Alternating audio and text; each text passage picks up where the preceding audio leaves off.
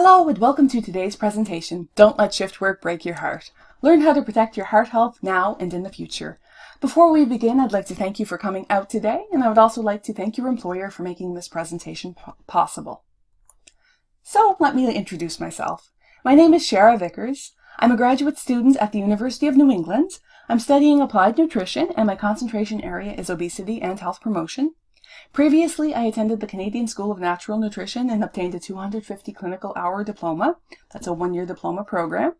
I also graduated from St. Thomas University with a Bachelor of Arts in Sociology.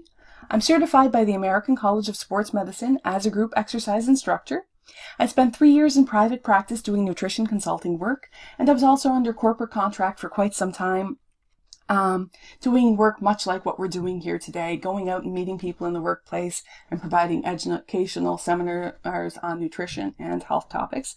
I've also done some group work with community groups and nonprofits as well. Additionally, I've also spent some time in your industry.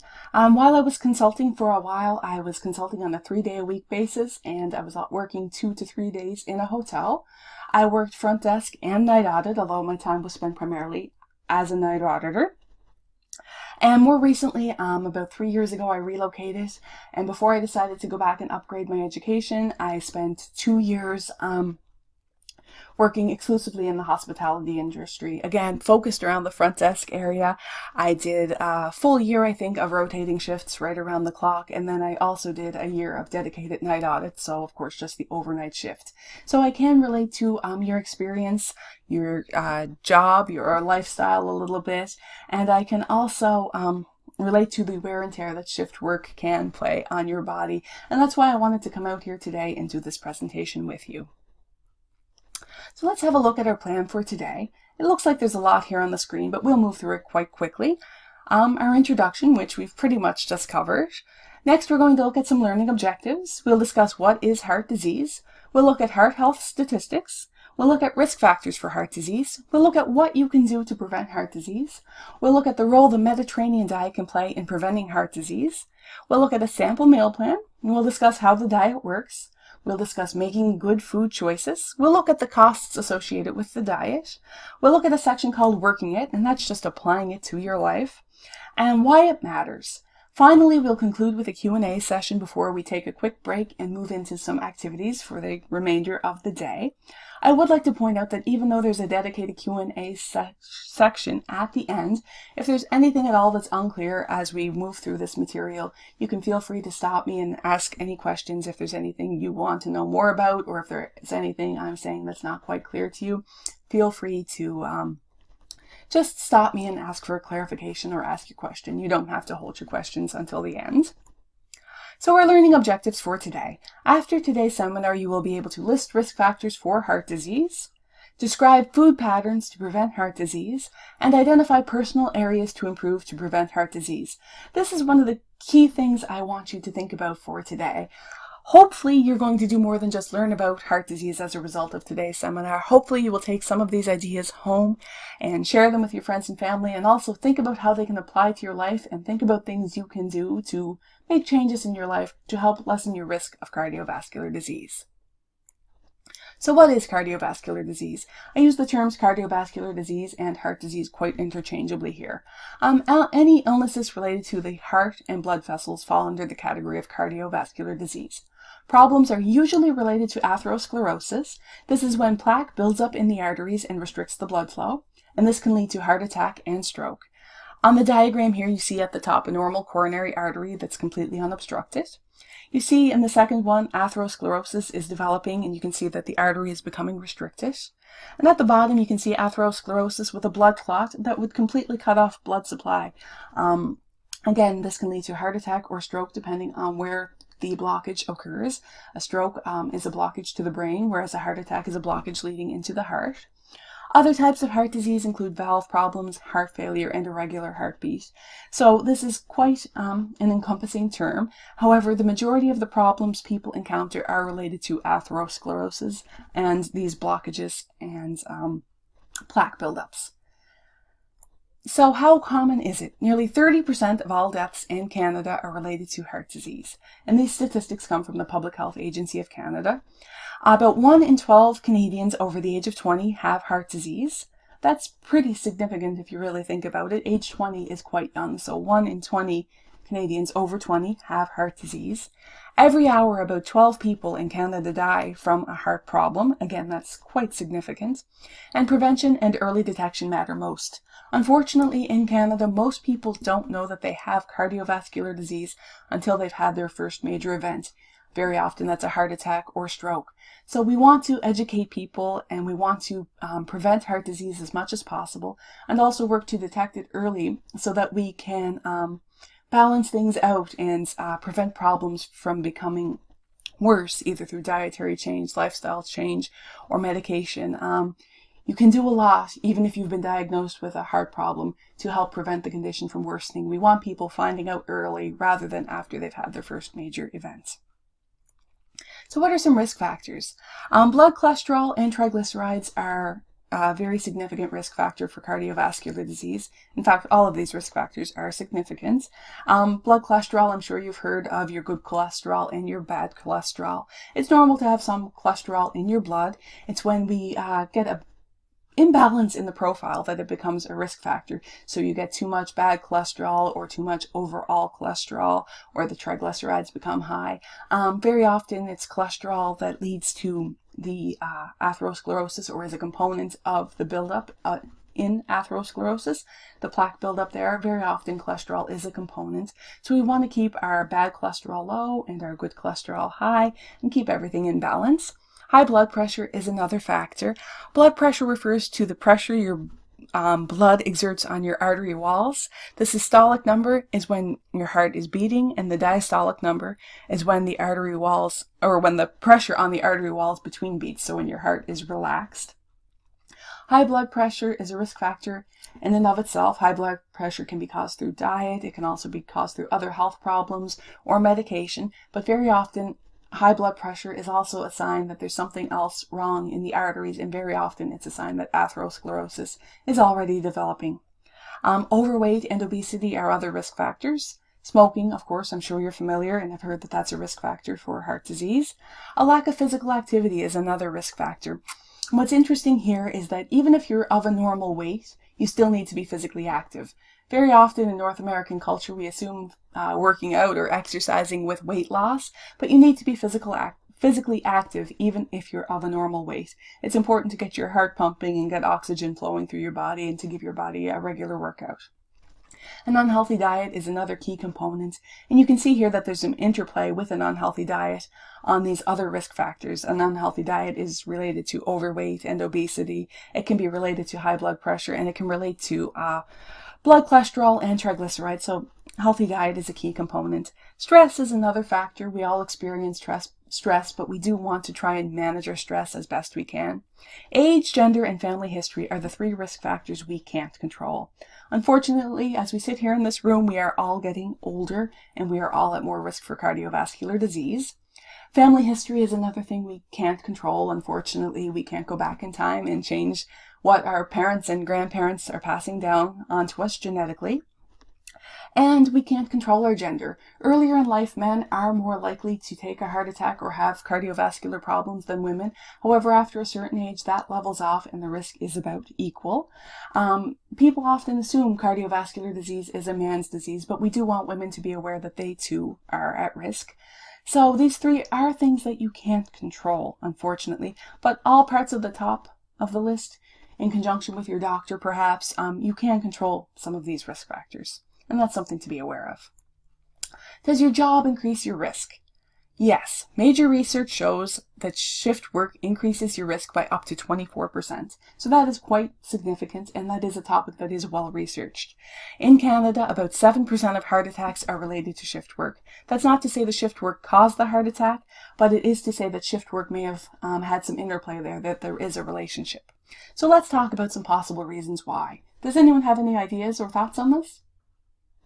Well, lack of sleep is something that is researched, and lack of sleep is certainly something that affects a variety of health outcomes. We certainly want to be getting a good night's sleep.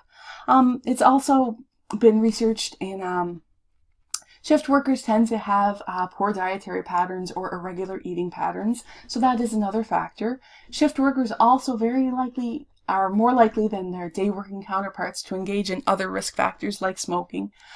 So that's, again, something to be aware of. And of course, there is some research ongoing and some thoughts around the fact that our body is meant to be awake during the day and asleep at night. And when our body rhythms and hormonal rhythms get out of sync, that also increases our risk for cardiovascular disease and other diseases. So these are things to be aware of. So what can you do? You can't necessarily change your job. Maybe you don't even want to change your job. You enjoy your job. You don't mind working shifts necessarily, or you like the variety in your life. And I know I did too when I was working shift work. I certainly enjoyed the work involved on an overnight shift, and I liked the variety of days, nights, and evenings. So you want to control the risk factors you can. Stop smoking if you smoke. Have your blood pressure and cholesterol levels checked and adhere to your doctor's recommendations for how often you should follow up on that. And if they suggest lifestyle changes or dietary changes or medication, please follow their recommendations and follow up with your doctor. Be active. Aim for 30 to 60 minutes of physical activity daily. 30 minutes if it's more brisk or vigorous activity, 60 minutes if it's less. Of course, if you want to do 60 minutes of more vigorous activity, that's welcome as well. Also, find opportunities throughout the day to be active, especially if you can't carve out 30 minutes for activity. 3 10-minute intervals do add up. Also, find ways to incorporate a little extra activity into your daily lifestyle. If you're at work and you have to run an errand for a guest or make a delivery, try taking the stairs rather than the elevator. Try parking at the farther end of the parking lot. All sorts of little things you can do just to get a little more physical activity into your day. Also, you want to work to manage stress. Very often for people, this goes hand in hand with being active. Some people like to manage stress through yoga or stretching, or maybe you prefer to go for a run to clear your head. You enjoy walking or kickboxing. Very often stress management and physical activity go hand in hand, so that's an added benefit there. Of course, there are other things you can do to manage your stress. Maybe you enjoy knitting or talking with your friends or singing, reading a book, journaling. There are all kinds of ways to manage your stress. You just have to find what works for you and try to do it and make the time to keep your stress levels in check. And of course, change your diet to support your heart health. Again, there's so much interplay between diet and the other risk factors. It's really something we want to be aware of. So let's have a look. There are lots of suggestions for diets out there. I'm going to suggest to you today the Mediterranean diet. The Mediterranean diet is a well-researched diet. It's not a crash diet or a fad. It's a pattern of healthy eating. It's modeled on the traditional eating habits of Mediterranean cultures. These include Greece and southern Italy. We're looking at the Mediterranean here on the map on our screen. People from these areas traditionally have lower risk of heart disease. So researchers wanted to find out why, and at some point in history they started looking at diet. I'm sure lifestyle and environment may also play a role. However, in looking at the dietary patterns from this area, and no, everyone doesn't eat the exact same thing all the time, but if we look at the hallmarks of the diet and apply it to other cultures, we can see that this diet does work in other cultures. It's been studied in North America, it's been studied in Europe, it's been studied in senior citizens, in diabetics, in young working people, and research shows that fairly consistently that this diet does prevent cardiovascular disease. So it is something I would definitely recommend that you consider. Why is it recommended? Well, it leads to weight loss, a lower waist circumference, and a lower body mass index. Body mass index is a measure of your weight in proportion to your height, and it's used to determine medically if someone is overweight or obese. It's just one measure that's used. I will point out, however, that if you don't need to lose weight and you're already of a healthy weight, you don't have to fear this diet that you're going to lose a lot of weight. As long as you keep eating about the same amount you normally do, you won't necessarily lose weight. However, if you do have weight to lose, or you have a generally poor diet, you may find that you lose some weight. That's very common with this diet. It decreases your total cholesterol. It increases your good cholesterol, your HDL cholesterol. And again, having a good cholesterol profile is very important. Some of the research also suggests that it lowers your bad cholesterol, although that's not as consistent. The study cited here, published in the American Journal of Clinical Nutrition, did show a lowering of bad cholesterol, as did numerous others. However, generally speaking, you get the better overall cholesterol profile. And ultimately, that's what we're looking for when we're talking about preventing cardiovascular disease. The disease leads to reduced blood pressure. It reduces your chance of heart attack and stroke and reduces the risk of death from heart disease. So these are all major gains you can have by adopting a Mediterranean style diet. And research shows that you can start benefiting from this diet quite quickly.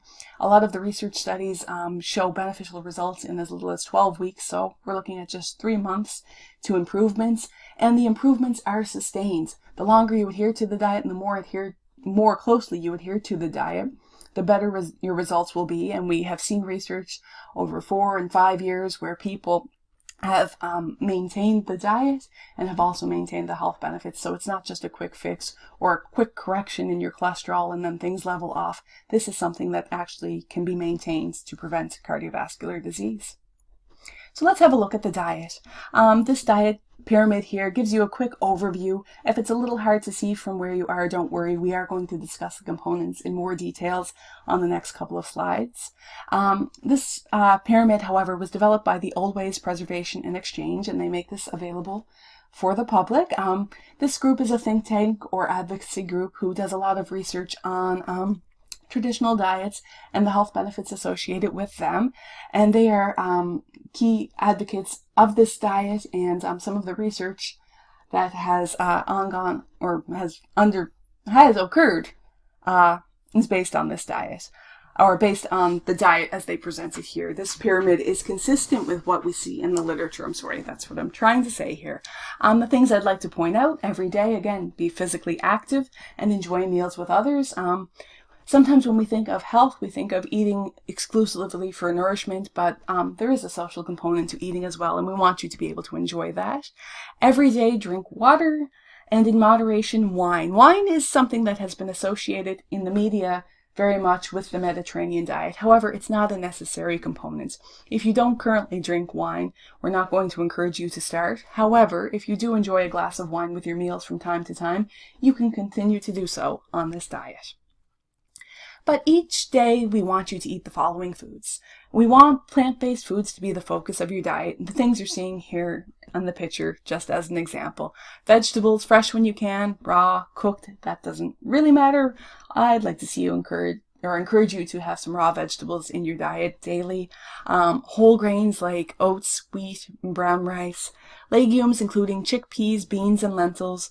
Fresh fruit on a daily basis, herbs, spices, try garlic, mint, rosemary, thyme, basil, oregano. You will find that this is a lower salt diet, so you want to use some herbs and spices for flavor and also for their associated health benefits, and just to get some variety into the diet. Good fats like olives, extra virgin olive oil, and avocado are emphasized on this diet, as well as nuts and seeds, raw and unsalted preferably.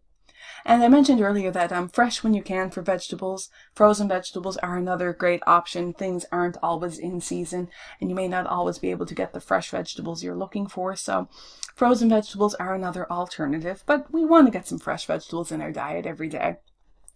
And just in looking at these food categories you're seeing on your screen here, vegetables, legumes, and whole grains, you could build an entirely healthy dietary pattern just based on these plant-based foods. And that's why we want them to be the focus of your diet. We want you to eat some of these foods every day. We want these to be the cornerstone of your diet, the focal point of your diet. However, for variety's sake and for health's sake, there is room for other foods on this diet. Fish, including salmon and tuna, are encouraged up to twice a week.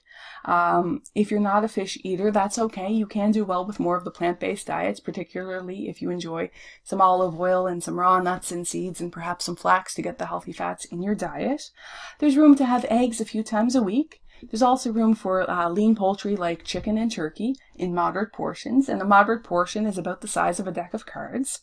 Generally speaking, dairy products are more restricted on the Mediterranean diet. However, most of the research indicates that having cheese in moderate portions a couple times a week is okay, as well as some Greek yogurt. Greek yogurt would be more traditional to the Mediterranean culture. Here again, I know you can get anything and everything in your yogurt. So you want to be wary of the added sugar and the other things that may be added to your yogurt. You're looking more for a plain style, low sugar yogurt here. So the foods you want to limit or avoid on this diet, you want to eat these once a month or less. And you're looking at red meat like hamburger and steak, cured meats like salami, ham and bacon, saturated fats like lard and butter, refined grains like white bread, boxed cereals, and baked goods, added sugar, and that's not just the sugar you may add to your cereal or stir into your coffee, but it's the sugar that's already been added into processed foods. Sugar crops up in, the most unexpected places. It's added to peanut butter very often. You can see it added to meat products, sausages. There's added sugar in so many things, so that's something to be aware of. We want you to limit your candy intake and your soda intake, of course, and also eliminate or reduce your juice intake. Generally speaking, it's preferential for you to eat fresh fruits and vegetables rather than juice. Some of the research indicates that you could have a glass of grape juice rather than wine to get some of the benefits associated with grapes. I would suggest even just consuming the grapes themselves. Then you don't have to worry about the sugar that may have been added to your juice. You don't have to worry about over-consuming. It's very easy to go well beyond a serving of juice. Generally speaking, half a cup is a serving, and most people tend to drink a little bit more of that at a time. And you don't have to worry about other preservatives or additives if you're enjoying fresh fruit rather than juice. So again, you can have these foods on occasion, but you want to limit them to once a month or less. So what would a typical day look like? Breakfast is generally cooked oatmeal with chopped walnuts, cinnamon, or nutmeg, and this is just an example, of course. Lunch could be a sandwich made on whole grain bread topped with hummus, lettuce, tomato, carrots, and bean sprouts. Dinner could be a large salad including greens, cucumber, fresh herbs, olives, and sliced avocado, with Italian lentil soup including lentils, tomatoes, onions, garlic, basil, and oregano. Snacks would include fresh fruit like an apple or nectarine or a handful of almonds. If this day seems like it's a little bit light for you, you could add a potato into your dinner meal, or maybe add a serving of grains to lunch, or have an extra piece of fruit or another serving of nuts. There's certainly, not to say you'd be restricted to something that looks like this, but this just gives you an example of what a typical day could look like, and let you see that this diet can be made up of very familiar foods. It's not necessarily a radical switch from your regular eating patterns. It's just emphasizing more and more of the healthy foods and cutting out some of the more unhealthy foods in the diet. So how does this diet work? It's unclear exactly how the diet prevents heart disease, but we do know that it's high in fiber, and this alone protects your heart health. The diet is high in antioxidants. These protect your heart, vein, and artery cells from damage. These are the vitamins in food. Vitamins A, C, E are all considered antioxidants, as well as the flavonoids and other things that give fresh fruit and vegetables their colors. These are thought to protect your heart health. It focuses on healthy fats from fresh foods rather than lard and butter. You're looking at olives and avocados and olive oil. There's also a lot on this diet. It's lower in salt.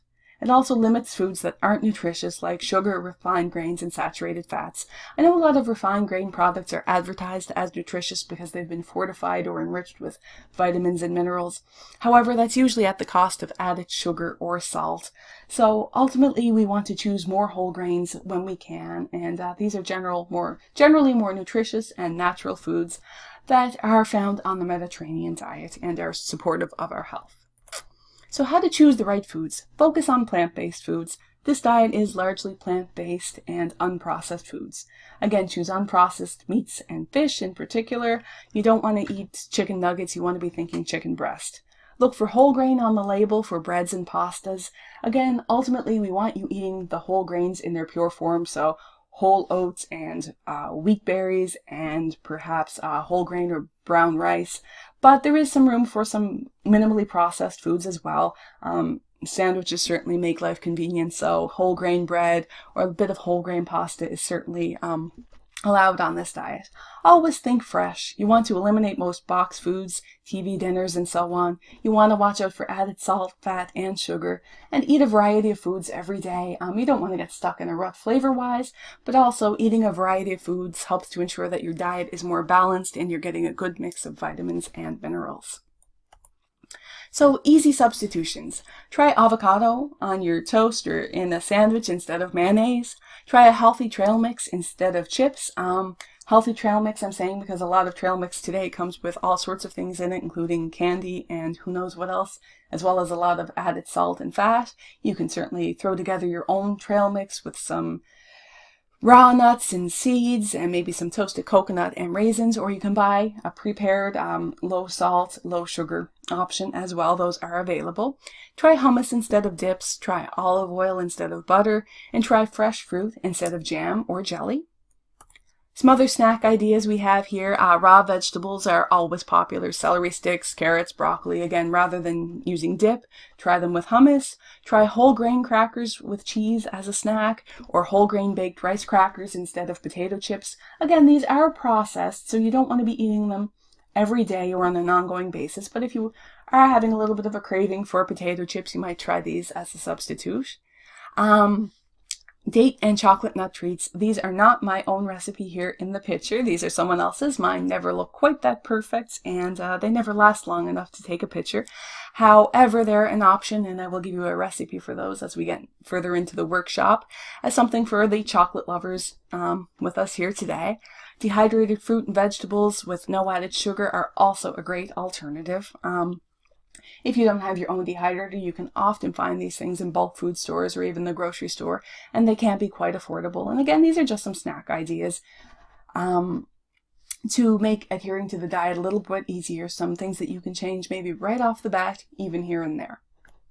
So is this an expensive approach? This diet can be quite affordable. There's a range of choice on this diet, and that's part of the reason why it is affordable. You don't need to buy high-end vinegar and olive oil. Things don't have to be pricey.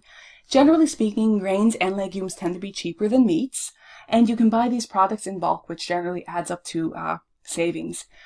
Choosing food in season when they're cheaper is another option, and you can save on food costs associated with eating fast food and junk food if you're preparing more meals at home.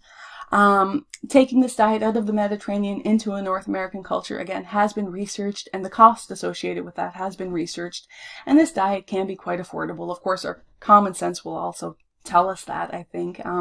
Again, and that's largely because you don't have to eat an avocado on Monday and a nectarine on Tuesday and a mango on Wednesday on this diet. There's a range of choice. There's a good allotment of variety. So again, you can choose the foods that appeal to you and that are affordable for you at any given time. So how to make it work? Again, just some recommendations for incorporating this into your lifestyle. Diet change can be hard. We all know that. So be patient with yourself. Give yourself time. You don't have to change everything all at once, even if you make small steps. You may find it helpful to plan your meals ahead of time, especially the meals you bring to work. Also, you may find, however, that when you're working shifts, more plant-based meals are great because they don't necessarily take the preparation time. You don't have to worry when you're coming home after a hectic shift about thawing meat out and then going to bed and making sure you get up in time to cook it or remembering to thaw it out in the first place. A lot of plant-based meals can come together quite quickly. You don't have to worry about putting a roast in the oven for 3 hours. If you're using dried beans and peas or lentils, there is some soaking time involved, but usually you can plan for that. So you can think about your meals ahead of time and a lot for that, but you can definitely throw together a plant-based meal quite quickly. Get support from your family and friends and co-workers, of course. You're all here today, and it would be great if you could encourage each other. Even if when you're at work, you agree to have a Mediterranean meal once a week or once a shift or however you want to work it out. And of course, exchange recipes and tips amongst each other. Be creative with your meals. There's lots of flavors to choose from. You don't have to get stuck in a rut at all on this diet. And don't stress. Every day, just do the best you can. Again, work on eliminating the bad foods and adding more healthy foods into your diet. And finally, just a brief discussion on why it all matters. There's a lot to gain from staying healthy. I know sometimes dietary change feels like you're sacrificing right now for something that may or may not happen in the future, but there's a lot to gain from being healthy right now. And as I've mentioned, the research shows that the health benefits that come from eating a Mediterranean diet can happen quite quickly. Within 3 months, you can start to have noticeable, measurable health changes. And staying healthy allows you more time with your friends and family, more time to do the things you enjoy, Being fit lets you keep up with your hobbies. If you enjoy playing hockey, you don't have to worry about suddenly being 40 and being the winded guy on the ice that makes you feel like you're gonna, stop playing hockey. You can't keep pace anymore. You want to be able to keep up with that. You want to be like this gentleman in the picture here, playing with the younger child in the picture. You want to be around to see your children and your grandkids grow up, of course.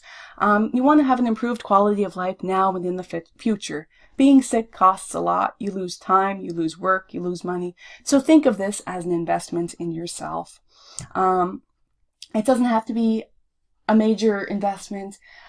Small changes do add up, but I will encourage you to really give this diet some consideration. Now I want to turn the floor over to you. It's your time. If there's anything else you would like to know before we head into our activities, I think we'll take a quick break and I'll open the floor up to you for questions and answers. And I would like to thank you for your time so far, and I do hope that you continue to stick around for the participatory activities. Thank you again.